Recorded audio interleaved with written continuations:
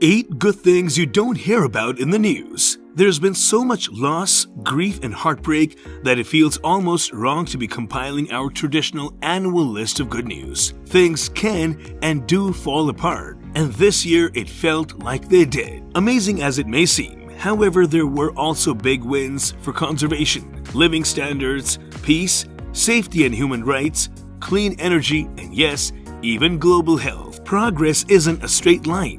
And it doesn't happen by magic. It depends on people who, even during the darkest of times, believe that it's possible to make the world a better place and who are willing to roll up their sleeves to do the work, even when the cameras aren't watching. These are their stories. Number 1. The British territory of Tristan da Cunha created the largest protected area in the Atlantic Ocean and the 4th largest in the world. The 687,000 square kilometer sanctuary is a no-take zone, meaning fishing and other harmful activities are now prohibited to protect wildlife found on and around the chain of islands, including albatross, penguins, whales, sharks, and seals. Belize added another jewel in its crown as a global leader in ocean conservation. In August, it increased the size of the Sapodilla Cays Reserve to 1,300 square kilometers to encompass the Cayman Crown, one of the best preserved reef ecosystems in the region, home to many endangered species of corals as well as previously undocumented reef types.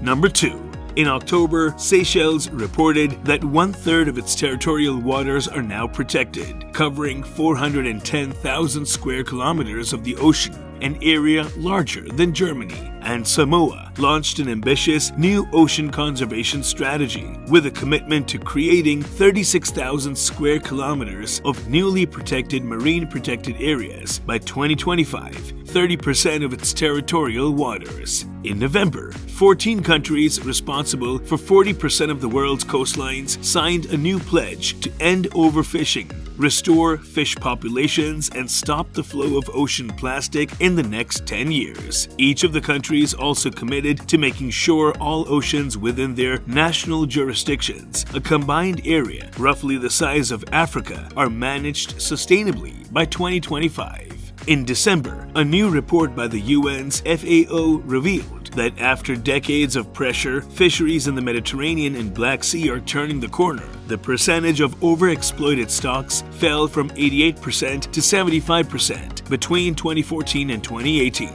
And since 2018, the number of fish stocks with high relative biomass has doubled. Number 3.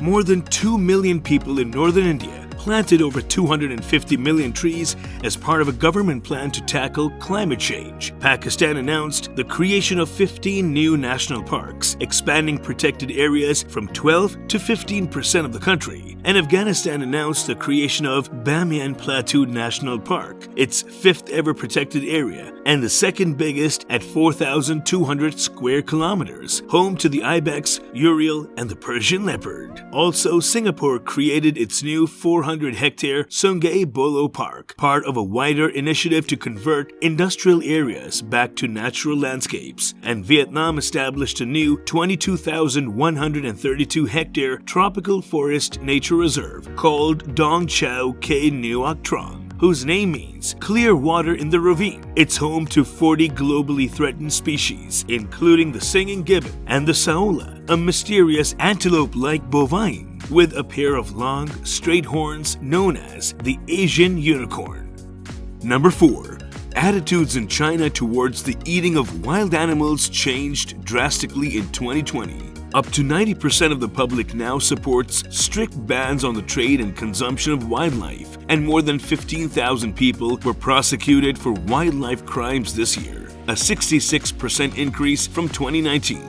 China also removed dogs from the list of animals that can be treated as livestock, signaling the beginning of the end of the sale of live dogs for food and fur across the country. Vietnam banned the sale of protected wildlife at wildlife markets as well as all imports of wildlife dead or alive, including eggs and larvae. The new directive included recommendations that conservationists have been trying to get passed for years, including tougher penalties for crimes involving wildlife trade and cracking down on domestic markets. Global meat production fell by more than 1% in 2020. This came off the back of a decline in 2019 too. There have never been 2 consecutive years of decline.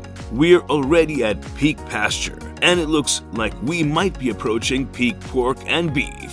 But before we continue with 8 good things you don't hear about in the news, subscribe to our channel, Curious Atmosphere, so that you don't miss out on any future updates. Number 5. Poland, the world's 3rd largest fur producer after China and Denmark, banned fur farming, a law that will spare the lives of more than 5 million animals. And Copenhagen Fur, the world's largest fur auction house, announced it would close its doors within the next 3 years, citing the impact of COVID-19 and years of steep price drops. Germany started converting 62 military bases west of the old Iron Curtain into nature reserves for eagles, woodpeckers, bats, and beetles. Number 6. Kenya reported that its elephant population has more than doubled from 16,000 in 1989 to 34,000 today. The number of elephants poached is also down significantly from previous years, just 7 in 2020 compared to 34 in 2019 and 80 in 2018. The number of lions living in the country has increased by 25% from 2,000 in 2010 to 2,489 in 2020. Spain reported that there are now 894 Iberian lynx in the wild, up from just 92 in 2002, one of the best conservation success stories of modern times. The EU also earmarked 18 million euros to keep the project running for the next 5 years, giving conservationists a real shot at restoring a stable, genetically diverse population. 2 decades ago, the Burmese roofed turtle was thought to be extinct. Conservationists have since helped the population recover to nearly 1,000 animals, some of which have now been successfully released into the wild in Myanmar. This is one of the best global turtle conservation successes we have had. We came so close to losing them. Number 7. Blue whales. The giants of the sea appear to be returning to South Georgia. The subspecies was heavily exploited by commercial whalers in the early 1900s, and though hunting blue whales was banned in 1965, the leviathans have remained rare visitors to Antarctica until now. A 2020 survey by the British Antarctic Survey recorded 58 sightings, reinforcing other indications that the blues are coming back. For the 2nd year in a row, Iceland, one of 3 remaining whaling nations, decided not to hunt any whales thanks to changing public opinion and falling consumption of whale meat. Announcements by the country's 2 whaling companies suggested that this may be the permanent end of the annual hunt. Bowhead whales, the only baleen whale that lives in the Arctic year-round, are approaching pre-commercial whaling numbers in U.S. waters, once hunted to just a few thousand individuals and on the brink of disappearing forever. Their numbers rebounded to about 10,000 by the turn of the 21st century and have now reached at least 16,800. This is one of the great conservation successes of the last century. Number 8.